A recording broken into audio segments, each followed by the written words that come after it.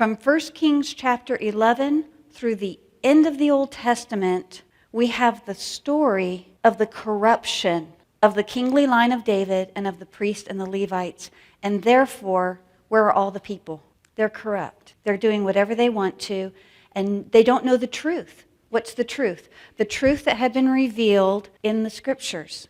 Problem. What do you do if you don't really want to be righteous or look out for those under you, but your job requires it? Okay, now think for a minute. You are born into the Levitical family.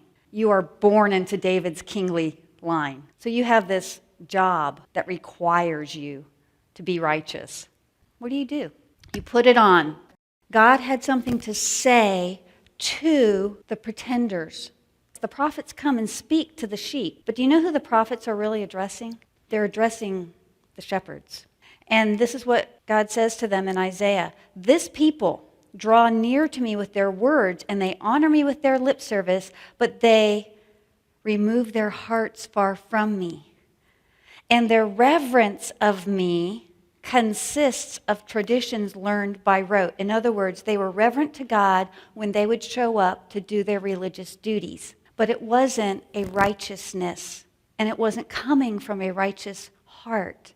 Later on, you see both of these references are from Isaiah. Isaiah chapter 64, all of us have become like one who is unclean. Through the prophets, especially in Ezekiel 34. Now, when I say through the prophets, I mean Isaiah, Jeremiah, Ezekiel, Zechariah, and Micah. Through the prophets, but most clearly in Ezekiel chapter 34, God promised to send one true shepherd. And he is going to counter the false shepherds, because who does he have compassion for? The righteous God of the Old Testament has great compassion for the sheep who now have shepherds who are just in it for themselves. He is going to send one true shepherd from the kingly line of David, and these are the descriptions given of that one who is to come. Now, this was written 600 years before we open the New Testament. This list of things that shepherd is going to seek the lost, care for the sheep. He's going to feed them and lead them and bring them back. Implication is, bring them back to a righteous God. And he's going to bind up the broken and sick. Does this sound like a harsh judging God? This sounds like a God, a righteous God who has great compassion for people who are being led astray and don't know it.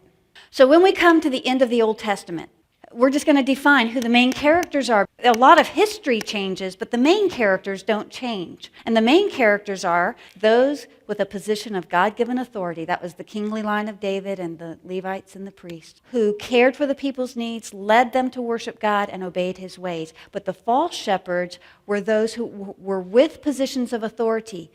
They would take the authority.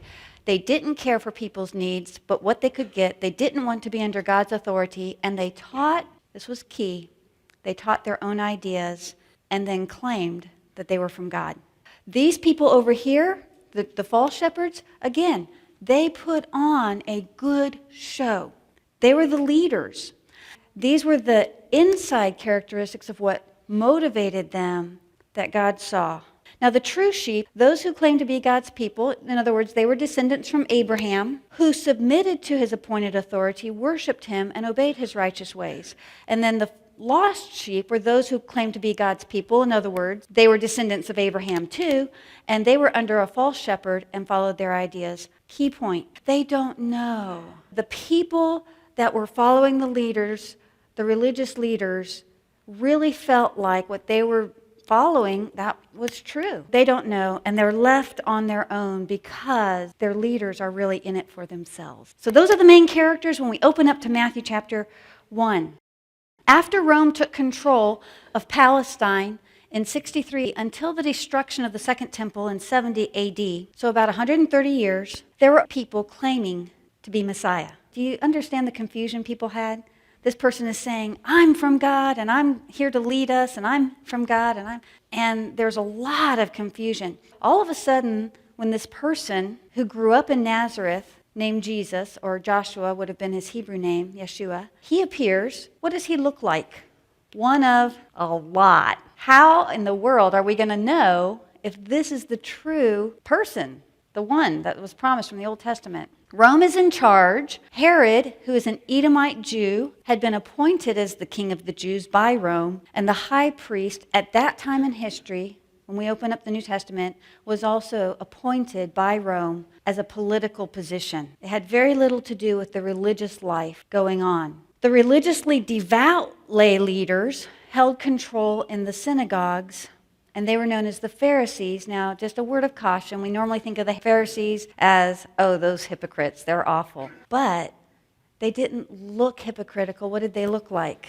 They looked righteous because they were trying hard to keep up appearances and to be what they were supposed to be in front of other people.